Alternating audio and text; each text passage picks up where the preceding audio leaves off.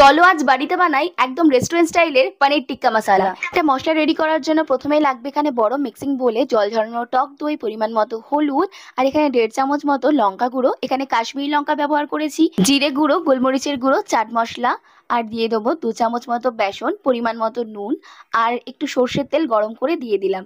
আর এর মধ্যে দিয়ে দিলাম কসুরি মেথি, তোমরা চাইলে এখানে ধনেপাতা কুচিও দিতে পাবে। দিয়ে মশলাটাকে ভালোভাবে মেখে নিয়ে কিউব করে কেটে রাখা পনির, পেঁয়াজ, ক্যাপসিকাম, তোমরা চাইলে টমেটোও দিতে পারো, দিয়ে আলতো হাতে ম্যারিনেট করে নিতে হবে।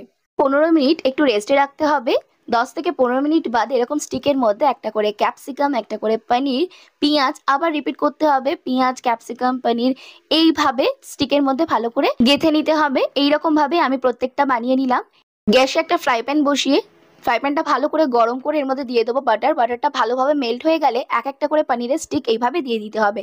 গ্যাসের ফ্লেমটা মিডিয়াম টু লোতে রেখে উল্টে পাল্টে হালকা হালকা করে ভেজে নিলেই তৈরি হয়ে যাবে রেস্টুরেন্ট স্টাইল পনির টিক্কা মশলা। কি লাগছে তো একদম রেস্টুরেন্টের মতো।